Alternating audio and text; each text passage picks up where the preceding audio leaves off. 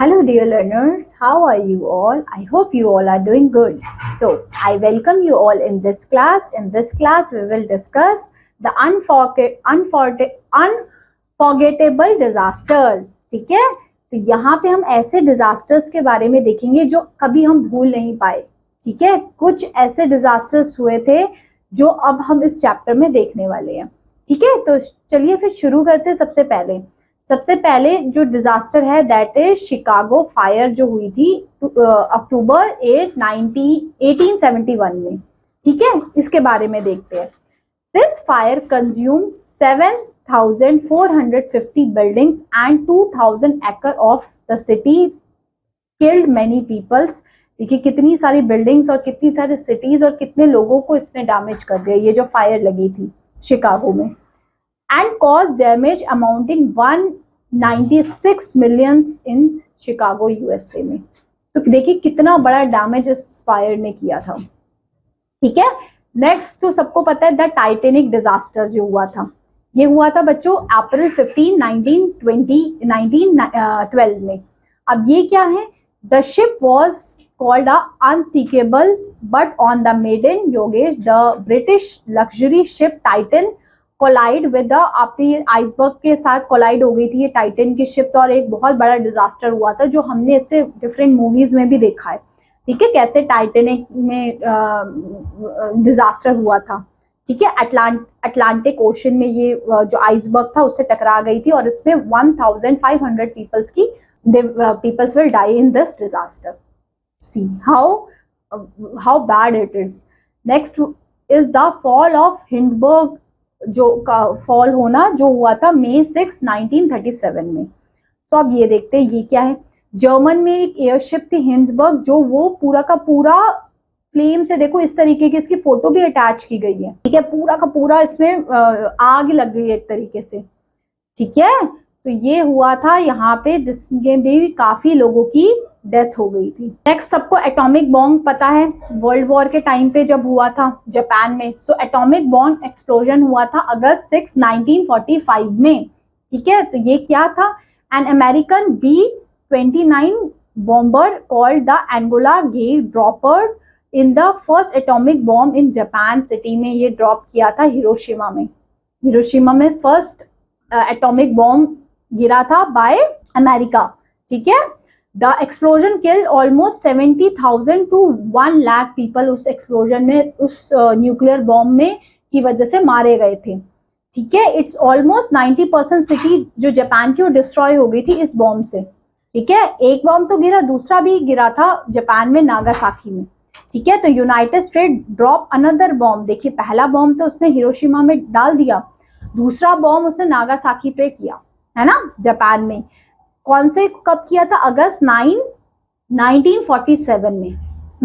It's the date important है. सबसे पहला किया था अगस्त 6 में 1945 में एंड दूसरा जो बॉम्ब उन्होंने गिराया था वो गिराया था अगस्त 9, 1945 में. ठीक है, और बॉम्ब नेम इज B-29 और B-29 सबसे पहले हिरोशिमा एंड सेकेंड नंबर पे नागासाकी में. It is also killed 40,000 people. कितने लोगों की डेथ हुई? 40,000 पीपल, है ना. बहुत एक तरीके से बहुत ज्यादा लोगों की और बहुत ज्यादा डिस्ट्रक्शन इस एटॉमिक जब बॉम्ब गिरा था जापान में. Later 1,000 more died on injury. उनको इंजरी भी हुई काफी लोगों की तो सीधा डेथ हो गई, काफी लोगों की उसमें इंजरी हुई.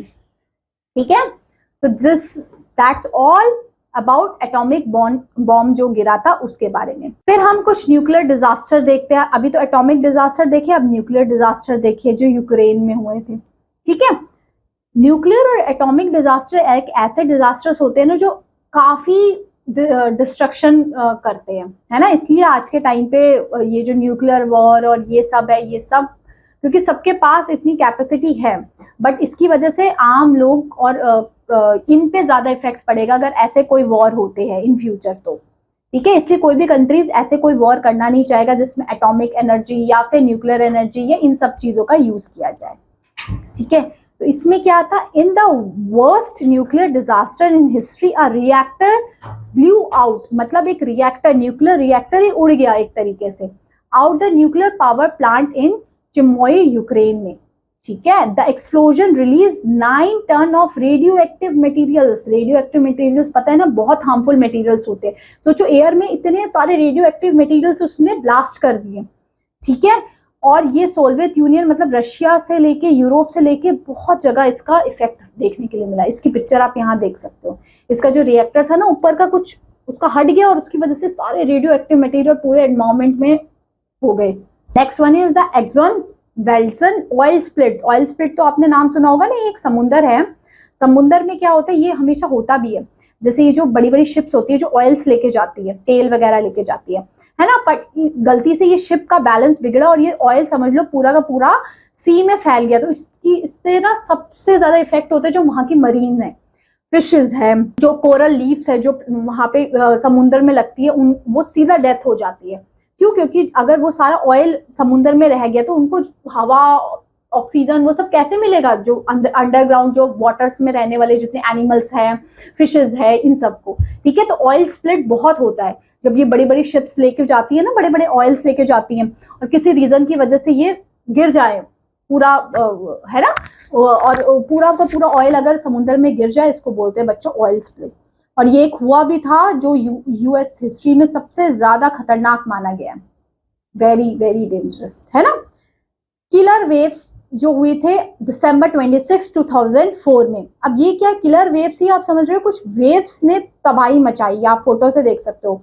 वेव्स पूरी इतनी हाई टाइड्स वहां पे चली कि पूरा का पूरा वहां पे एरिया उसने डिस्ट्रक्शन कर दिया। So the earthquake generated a tsunami. आपको पता है ना अर्थक्वेक की वजह से सुनामीज वगैरह आती हैं। So that killed more than 1 lakh people, taking one of the deadliest disaster in modern history. ये सबसे डेजियर डिजास्टर था ये। इंडोनेशिया साइड, सुमात्रा साइड, आपको पता नहीं यहाँ आइलैंड्स है बहुत सारे, यहाँ पे एक आया था डिजास्टर, तो वेरी वेरी बैड। अब ये एक अर्थक्वेक पढ़ते, हाथी अर्थक्वेक, हाइती अर्थक्वेक जो 2021 में आया था। तो ये भी देखिए कितना 7.2 मैग्नीट्यूड का आया था। आपको पता है ना रिचर स्केल में उसकी इंटेंसिटी नापते कितने अर्थक्वेक का आया है ना, कितने इंटेंसिटी का अर्थक्वेक आया है। तो देखिए सारा डिस्ट्रक्शन कर दिया, बिल्डिंग से लेकर सारी चीजें कोलैप्स हो गई।